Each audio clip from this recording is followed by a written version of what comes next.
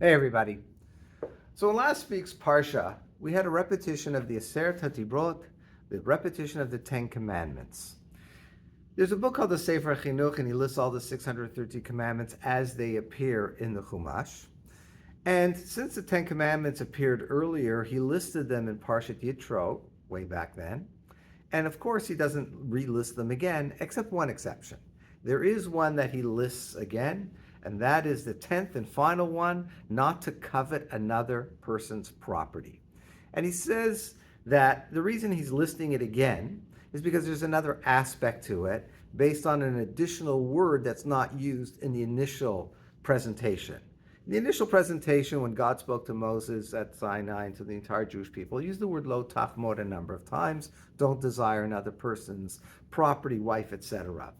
But this time, there's two different words. When Moshe recounts it, he says lo tachmod, which was said originally, but he also has lo titavet, which is another word for desire.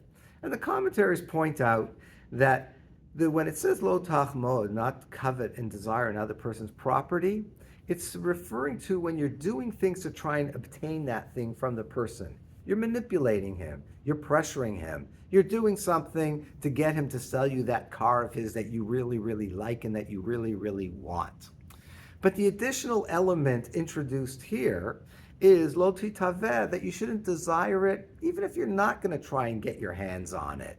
That just desiring other people's things is not healthy. It's not good for you spiritually. And we know that to be so. Talmud says you have 100, you want 200, 200, 400, 400. It's endless. We know desires are endless, and especially in our day and age, where we live in a time period where we are wealthier than anybody in all of history, and we who live in Western nations are living in the wealthiest nations of the world, and it's just endless. It goes on and on and on.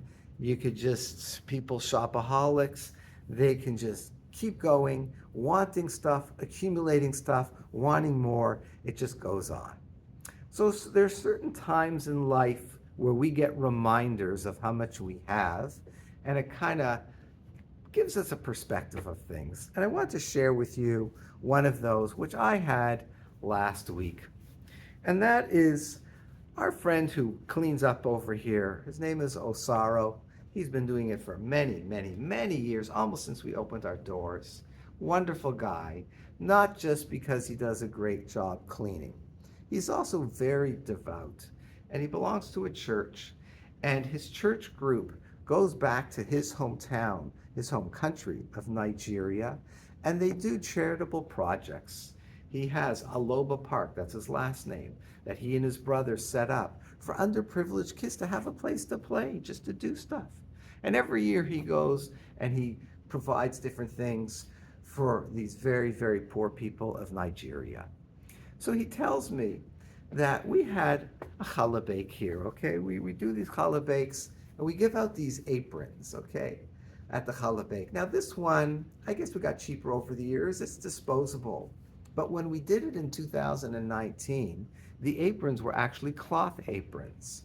And they said, as the picture accompanying this video at the time shows, it was 2019, Eish Challah Bake, sponsored by Kush Jewelers. Well, it had the year on it, so we couldn't use them in subsequent years, but I had a whole pile of them sitting there. So I don't know how many there were left over, 25, 30, 50, I don't even remember. And I don't even remember this, but I guess I said to him, listen, I'm going to throw these out. Do you have any use for them? He took them. And he tells me, just before last week, what does he tell me? When he went back to Nigeria and he did his charitable project, there are these kids, they're so poor, the school that they go to and the country is so poor, it doesn't even have four walls. The school takes place underneath a bridge. And he gave these challah bake aprons to the teachers. And he tells me they were a huge hit. They were unbelievable, he says, because all the teachers put them on. And for them, it was like a uniform. It showed their authority. They all had the same uniform, and it was very, very special. And when you hear that, and he said, like, here's something which is our garbage, our nothing. I'm ready to throw it in the dumpster for someone else, somewhere else in the world. It's Big Day Kahuna. It's like the garments of the high priest. It's like the queen's garments. Or the king that shows specialness and uniqueness and authority. And it gives us a real perspective of how much we have and how little others have. And so, how do we combat this endless want and desire for more and more and more? And it just goes on. Moments like this help us do that. They give us a perspective on how much we have and how much we need to appreciate things. That what's considered trash for us is special beyond expectations and belief for somebody else.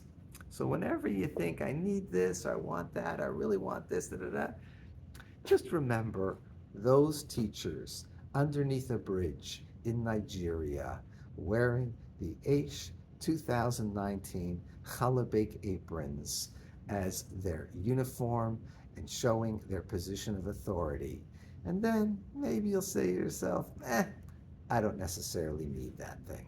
Have a good Shabbat.